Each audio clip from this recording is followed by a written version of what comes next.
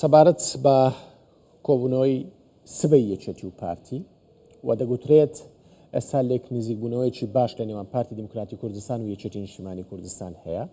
کۆبوونەوەکە سبەی لە ئاستێکی باڵا بەڕێوە دەچێت. گفتوگۆ لەگەڵ ڕێباز بێرکۆتی ئەندامی سەرکردایەتی یەکێتی نیشتیمانی کوردستان دەکەم. کاک ڕێباز بەخێر بێ. زۆر سپاس، سێوارەت باش. مەمنونم. هەڵوێستی فەرمی یەکێتی نیشتیمانی کوردستان بەرامبەر بۆی کە بەغدا دەیکات چییە؟ بەڵێ، بەناوی خوای گەورە و مێهرەبان، من هەندێک شتم تایتڵم دیاری کردووە، دوای لەگەر پرسیارەکەی تۆ وەڵام دەدەمەوە. زۆر باشە.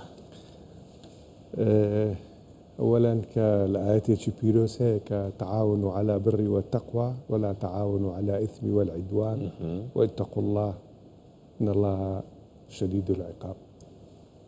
ما بەستت چییە لەم ئاەتە؟ ئەمە لەوەوە کە ئێمە لە ڕابردووش ئەگە سەیری یا ببینی چاڵاکی میدیاییەکان یا لە مەواقفی ناخۆشیش، من هەمیشە ئەوەم دووپات کردیتەوە کە ئەم وڵاتە لە ساڵی 91ەوە تا ئێستا کە 34 ساڵە حکومڕانی دەکەین بە هەرواز و نشێوی زۆردا ڕەت بووین، قۆناغی خۆش و ناخۆش و پڕ ئازارمان بڕیوە، هەردوو لامان لە بەردەم مەسئولیەتی تاریخی داین. باشە. و من وتارەکەی کاک فازلم هەموو خوێندەوە دووجار. باش. پڕ لە ئەحساسی نیشتیمانی پێشمەرگانە، نیشتیمان پەروەرانە و کوردانە. ئێمە ئەمڕۆ ئەوانەی کە ویستم بۆت باس بکەم وەکو تایتڵ. باشە، گفتەوە تایتڵانە باسەکەم بزانم تایتڵەکان چین. یەکەم ئێمە گە سەیری مەنتەقەکە بکەین، سەیری هەڵومەرجی نێودەوڵەتی، هەڵومەرجی ئیقلیمی و ئەم ئەعداسانەی دوایی شەڕی ئیسرائیل، جمهوریەتی ئیسلامی ئێران، وەگە سەیری پرسی ئاشتی بکەین لە باکووری کوردستانە، باکووری کوردستان، بەڵێ، چەکدانانی هێزەکانی گەریلاکانی پێکەکە و دۆخی سووریا کە ڕۆژ ئاوا ئەمەش ڕەبتی بە هەرێمی کوردستان و بە هەماهەنگی نێوان باشوور و ڕۆژ ئاوا هەیە. ئەمانە هەمووی ئەوە دەخوازن کە ئەمڕۆ ئانیترین هەڵوێست لە بینی ئێمە و پارتی دروستکردنی خیتابێکی یەکگرتووە بەرامبەر هەموو هەڵومەرجەکە، دروستکردنی خیتابێکە کە ئێمە بە فۆرمێکی یەکگرتوو لە بەرامبەر ئەم هەڵومەرجانەدا هەڵسوکەوت بکەین. باشە. ئەگەر سەیری تەسریحەکەی جامە دەبینین باراک بکەیت، دیسان ئەویش هەندێک کە سەفیری ویلایەتە یەکگرتووەکانی ئەمریکا لە ئەنقەرە و لەم گفتوگۆیانەی باشوور ڕۆژ ئاوا و حکوومەتی سووریا بەشداری کردووە، هەندێک تەسریحاتی داوە کە ڕەنگە ڕەبتی بە مستەقبەلی عێراقیشەوە هەبێت، ڕەنگە ڕەبتی بە مستەقبەلی کوردیشەوە هەبێت لە سووریا. بۆیە ئەگەر ئێمە سەیری مەنتەقەکە بکەین، چەند ئێمە فاکتەری ناوخۆی خۆمان بەهێز بکەین، ئەوەندە هەرێمی کوردستان پارێزراوترە و ئەوەندە ئەمن و ئیستیقرار لە مەنتەقەکە باشترە و لە هەمووشیان لە ڕێزی پێشەوە سیادەتی هەرێم لە بەرچاو دەگیرێت. بۆیە دەبێت ئێمە بینە سەر ئەم خاڵەت جەوهەریانە. پێم خۆش وەڵامی پرسیارەکە من بدەیتەوە. ئەمانەت هەمووی باس کرد و پێویستان بە یەک ڕێزیە. ئێستا هەڵوێستی فەرمی یەکێتی چێ لە بەرامبەر بەغدا، بەرامبەر ئەوەی کە دەیکا؟ چونکە چەند ڕۆژێک لەمەوە بەرقوبا تاالبانی ها بەڕوونی گوتیەوەی بەغدا دەیکات، با بڵێن ڕێ دروستەکە نییە دەیکات، نابێت قبوڵی بکەین ئەمانە. بەڵێ، هەڵوێستی فەرمی یەکێتی نیشتیمانی کوردستان لە ڕابردووش هەر ئەوە بۆ کە ئێمە لە چارچێوەی دەستوری عێراقا مافەکانی خۆمان بەدەست بێنین. بەڵام کە تۆ کە ناگەیە مافەکەت ئیترە بێتەوە ئێوان مافەکە پێشێلەکەن ئەبێتەوە هەڵوێستێکی تر وەرگریت لە بەرامبەریدا. ئەمەش لەگە زەرف و زەمانەکە دەگۆڕێت. هەڵوێستی فەرمی یەکێتی نیشتیمانی ئەمڕۆوەیە خیتابی یەکگرتوومان هەبێ بە فۆرمێکی موحەد بڕۆینە پێشەوە و هەروەهاش ئێمە چەند ئەمن و ئیستیقرارمان لا گرنگە، ئەوەندە بژێوی خەڵکیشمان لا گرنگە. ئێمە بێ لەسەر هەندێک شتا بوەستینەوە وەکو مەسئولیەتێکی تاریخی. تۆ کە سیرکەی وڵاتەکەت وەزعی ئابووری خەڵک، بژێوی ژیانی خەڵک و حالەی سایکۆلۆژی خەڵکی ئێمە لە بەرامبەر زوڵم و لە بەرامبەر ئەم ستەمەی کە لە ڕابردووش کراوە ئێوە هەڕوێستی فەرمیەکێتی نیشتیمانی کوردستان لە گەریە خیتابیە لە گەریەک ریزیە و لەگەر ئەوەیە ئێمە بەپێکەوە بتوانین داوای مافەکانی خۆمان لە عێراق بکەین. خۆ ئێمە بەس مافمان موچەنیە لە عێراقا، ئمە کۆمەڵێک مافی معنەویترمان لە عێراقەیە. ئەگەر سیرکەی کوا تعویزکردنەوەی خەڵکی ڕوخانی هەرێم گوندەکانی کوردستان، کوا تعویزکردنەوەی مافی خەڵکی کمیاباران، ئێستاش نەخۆشی خەڵکی ئێمە لە هەڵەبجە و لە شارە زوور بەدەست ئەسەری ئەم شەڕەوە دەناڵێنن. استحقاقی هێزی پێشمەرگەمان کە جزئێکە لە منزومەی دیفاعی عێراقی، ئێمە کۆمەڵێک مافی ترمان لە بەغدایە. بۆی ئێمە هەڵوێستی فەرمی ئێمە ئەوەیە کە ئێمە بە خیتابێکی یەکڕێز و یەکگرتوو. خۆ بەڵام ئەمەش بە یەک لا بەتەنێ ناکرێت، دەبێ هەردوو لامان بینە پێشەوە لە یەکتر و هەردوو لامان نەرمی لەگەر یەک بنوێنین. جگەلەوە نەرمی هەیە، بەڵێ ئەو نەرمی هەیە هەردوو لامان دەبێ سەیری واقعەکە بکەین. ئێمە منطق بیر بکەینەوە، بێ نابێ سیاست بەعینادی بکەین. سیاستکردن بەعینادی ئەوەندەی زاتیە بێ مەوزوعی نابێ. ئێمە لە بەردەم مەسئولیاتی تاریخی داینە، دەبێ بینە پێشەوە دەست لە دەستی یەکتر پشتی یەک بگرین بڕۆینە پێشەوە. ئەو هەڵوێستی فەرمیە. باش دەگوترا یەکێتی زۆر تون نییە بەرامبەر بەغدا، ئەمانە ڕاستن؟ تێنەگەیشت ینی هەڵوێستی یەکێتی بەرامبەر بە بەغدا تند نییە، ئەوەندەی کە پارتی توندە یەکێتی تون نییە، ڕاستە ئەمانە هەڵوێستان تون نەبووە بەرامبەر بە بەغدا؟ وەڵڵا نازانم، ینی چێ ئەم چونکە بە حکمی ئەوەی لە شیعەکان لە ئێرانەوە نزیکن و یەکێتی لە ئەوانەوە نزیکە و لەوانەیە ئەو هەڵوێستە توندەی نەبێت. با بەواقعی و بەڕاست دروستێکە و قسەیە بکەم، ئەمانە ڕاستن یان نەخێر، بەڵکو یەکێتی نیشتیمانی کوردستان کوردایەتی و هەرێمی کوردستان لە پێش ئەمانەیە. زانیە گەرەمە بچینە سەر ئەو بابەتە ڕەنگە مەسافەیەکی زۆری بووێ قسە لەسەر ئەو بابەتە بکەین. ئەتوانین بڵێ ڕاست ئەوە حقیقەتەکە ئەوەیە کە ئێمە وەکو یەکێتی نیشتیمانی کوردستان من نامێ زۆر بگەڕێمەوە سە مێژوو، بگەڕێمەوە سە دروشتەکان، خۆنووسین، بگەڕێمەوە سە سەردەمی سەرۆک مامجەلال. من ئێمە لە چیا تند بین؟ ئێمە ئەبێ لە شتێک تند بین کە بزانین دەرئەنجامێکی باشی دەبێت. لەکوێ پێویستی بەوەیە تند بین، تند بووینە. شەڕ بوو شەڕمان کرد، شەڕی ئەم نیزامی ڕابردوومان کردیە، قوربانیمان لە پێناوی قەزیە میلەتی خۆمان داوە. ئەگەر تۆ باسی کاریگەری وڵاتە ئیقلیمیەکان بکەی، هەردوو وڵاتی ئیقلیم کاریگەریان لەسەر سیاسەتی گشتی لە هەرێمی کوردستان و لە عێراقیش هەیە، هەم جمهوریەتی تورکیا هەم جمهوریەتی ئیسلامی. بەڵام ئێمە دەبێت سەیری فاکتەری ناوخۆی خۆمان بکەین.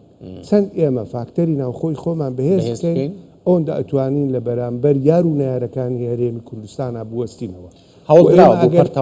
ئێمە سیرکە کاک کۆبان، تۆ حەزبێکی سیاسی خاوەن ڕوئیا و استراتیژ و ئامانجی سەرەکیت کە کوردایەتیە، تۆ سیرکەی عەرزێکت بۆ بێ لەلایەنێک لە بەرامبەر هەندێک شتی جیاکردنەوەی هەرێمی کوردستان، یەکێتی قەت بەم شتانە قایل نییە. یەکێتی قەت لەگەر نە پارچە پارچەکردنی کوردستان بووە و نە لەگەر ئەوە بووە سیادەی هەرێم پێشێل بکرێت، وەقەتش لەگەر ئەوە نییە نەیارەکانی هەرێمی کوردستان بیان هەوێ درزی بینی ئێمە و پارتی وا گەورە بکەن کە دوا ڕۆژ زیان بە ئامانجی سەرەکیمان، زیان بە پەیوەندی نێوانمان و زیان بە هەرێمی کوردستانە بگەێنی. بگرێ یەکێتی نیشتیمانی لە پێناوی ئەوانە قوربانیشی داوەوە. من نارم تەنها ئێمە بەرەی کوردستان وەڵامەکەم دەستکەوت.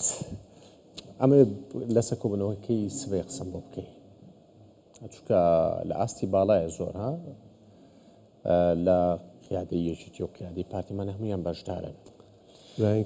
ڕێزیشتان ئەندامی سەرکردایەتیدارم ئەوەی ئاگدارم کاک سعدی پیرە قسەیەکی هەیە دەرەبینی یەکێتی و پارتی وەکو عهدی زەواجی کاتۆلیکیە، جیابوونەوە نییە، جیابوونەوەی نییە. ئەمە مەسیرمانە بۆیە من ئەوەی بیزانی سبەی بەنیازی من خۆی وای دەبینم. ئێمە بەردەوام کۆبوونەوات هەبووە قەت نەپچراوە.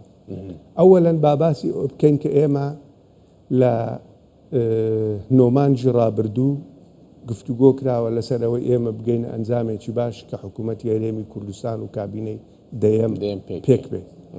هەروازی بەخۆ بینیوە گرژی و ئەوەی بەخۆ بینیوە، بەس مەحماکان ئێمە دوو حزبین مەسئولیەتی خەڵکمان لەسەر شانە، دەبێت تەفاهمی بینی یەکتر بکەین. خاڵی دووەم ئەوەیە کە کۆبوونەوەکان ئێستا زۆر دەبێ خێراتریش کۆببینەوە بەڕای من خێراتریش کۆببینەوە لەسەرەوەی کە زەڕورە لەم هەڵومەرزەی بەرامبەر عێراق پێکەنانی حکوومەت باسەکە دەبێ ئەمانش لە من نازانم بزەبت ئەجێندایەکە چۆنە بەڵام ئەمنەوانە بە خاڵی گرنگ و زەرور دەزانم چکۆمە پرسیاری خەڵکیشە هەردوو لامان لە بەردەم ئەم بەر پرسیارەتیداین خەڵک دەنجی داوەوە انتخابات کراوە ئەنجام ڕاگەیەندراوە پەرلەمان ئەمەیەک لەکە باسی پەرلەمان بکەیت مەسەلەن یەکێکە لە مؤسسە تەشریعیە پڕبەهاکانی هەرێمی کوردستان خەڵک پرسیارمان لێکە بۆ پەرلەمان کۆ نابێتەوە ئێمە و پارتی لەی مەسوولی کە کۆ ڕاستە جا بۆی ئەوانە گرینگە و کۆبوونەوەیە ئەمە ئومێد دەکەین بە ئومێدەوە پێش حەدەس نەکەین بە ئومێدەوە سەیری کۆبوونەوە کە بکەین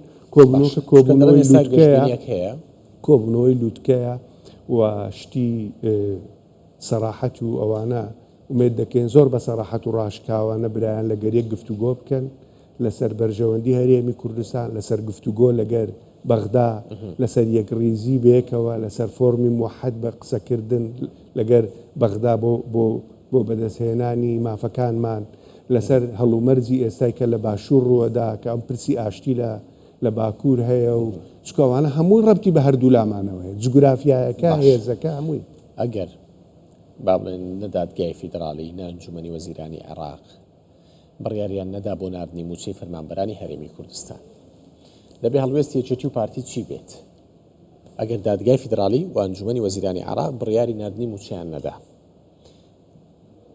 پێویستە هەڵوێستی یەکێتی و پارتی چی بێت لەسەر ئەم پرسە ئەگەرەکان یەک ئەوان دەمێکە دەستی بە لیژنەکان و بە وەفدی مفاوزی ئێمە دەکەن دەبێ ئەم جارە بەڕای من یەکێتی و پارتی حەدی بن لەم مەسەلەیە حەدی بن چکە ئەوان خێر بە ئێمە ناکەن باشە عێراق ئێستا ڕۆژانە 6 ملیۆن بەرمیل نەفت دەفرۆشی و داهاتێکی زۆری هەیە و ئەوانە ئەگەر قیچێک بگەڕێنەوە مێژوو هەمویان لە سەردەمی معارەزەی عێراقی لە هەرێمی کوردستان بوونە لە باوەشی خەڵکی کوردستان بوونە بەڵام ئەویان لەبەر چاویە ئەزانی بێ ئەتوانم برێم بێ نمەچی یا ئەوەی کە ئەوان بەرامبەر هەرێمی کوردستان بێوەفایی یا بە ئەوانە بن هەموو ئەوانەی کە لە سەردەمی شاخ پێشمەرگە بوون کە ئێستا ئەم دیدارە ئێمە ئەبینن ئەزانن مەجلیسی ئەعلا حزبی داعوا بەشی زۆری قاداتی بەڕێزی ئێستای لە عێراق حکومڕانن ئەمانە هەموو لە کوردستان بوونە ئەمانە هەموو دەستیان گیراوە هاوکاریمان بیریان نەماوە ئەوان ئەگەر بیریان نەمابی بەڕاستی وەکوێرەی ئەمە هەلوێستێکی جوامێرانە نییە ئینسان ناتوانێت قسەیەک بکا کە شایستە نەبی بەوان بەڵام ناجوێ مێرانەیە ئەگەر ئەوان بەڕاستی بۆ بزات ڕئیسی وزەرا ڕەنگە ڕئیسی وزەرا کە بوو بە ڕئیسی ئەنجومەنی وەزیرانی عێراقا لە هەولێر و سلێمانی پێشوازی و ئەوەی لێکراوە و پێشتر لە هەولێریش پێشوازی زۆر گەرمی لێکراکە دەستخۆشییان لێکردو کە شخصێکی مناسبە و ڕژل المناسب في المكان مناسب بەڵام کاتێک دەبینی کە دەیتە سەر هەندێک شتی حەدی ئەمە مەواقفەکان خۆ ئێمە نارین هەموو شتی ئێمە تەواوە ئێمەش لە هەرێمی کوردستان بە هەندێک کەم و کوڕیمان هەبی بەڵام خۆ ناکرێتەوە وەکو مەسەلە عەرەبیەکە قطع الأعناق ولا قطع الأرزاق تۆ چۆنەوەها سێ مانگ موچەی هەرێمی کوردستان تێکەری پرسی سیاسی دەکەیت ئەوانە دەکەیت بۆی ئەوانە ئەگە لە ڕوانگەی مێژووی من ببڕۆ موچەمە بڕە ئەوە نابێ ئەم شتانە و ئەوەی ڕووداوە ئێستا ئەمەرین ئەوانە بە حیوار شۆڕشێ کردووەمەیە کرد بەڵام موچە هەرە نرد ئەبێ هیچ ڕۆژێک ئێمە ملیە بڕین بەس خواردنی نابڕین بەڵێ ئێمە بێ ئەوانەمان لە بەرچاو بێ هەڵوێستی وانەگەر ئەگەروانە بوو لەسەر پرسیارەکەیت و ئەبێ هەرێمی کوردستان حکوومەتی هەرێمی کوردستان سەرۆکاتی هەرێمی کوردستان یەکێتی و پارتی بە فۆرمێکی موحەد و یەکگرتوو قسە لەگەر بەغدا بکەن و بە حەدی بن درێژەی کێشاوە ئەگەر سەیری ناوماڵی موچەخۆرێکی پێشمەرگە بکەیت کە موچەکەی لە خوار 700 هزار دینارە بە هەمومان مقارنەی ژیانی دەرەجە ئەلف و با و جیم و دال بکەین بابزانین ئەگەر سێ مانگ موچەی نەبێ ماڵەکەی چی لێ دێت ئێمە بێ لەو ئەحساسەیەوە ئەگەر کاتت ماوە من یەک قسەم ماوە وڵای ئەگەر بە کورتی بێ بە سوپاس کورتی من پێتەرێم کاری داهاتووی گرنگمان لە پەرلەمانی کوردستان ئێمە دەستورمان نییە من داوا لە برایانەکەم بەیانش لەسەر ئەم پرسە قسە بکرێ لەگەر دەست بەکاربوونی پەرلەمان لە هەرێمی کوردستانە دەستورێکمان هەبی کە سیادەی هەرێمی تێدا پارێزراوبی ئەمن و استقرار لە هەرێمی کوردستانە هەبی خزمەت گوزاری هەبێ واروها بژێوی ژیانی خەڵک لە بەرچاو بگرین ئەمانە مەسئولێتی تاریخی هەردوو لامانن کە لە بەرچاوی بکرین. زۆر سپاس بۆ ڕێباز بێرکۆتیان دامی سەرکردایەتی یەکێتی نیشتیمانی کوردستان کە لەگەڵمان بووی. زۆر سپاس. سپاس کاک.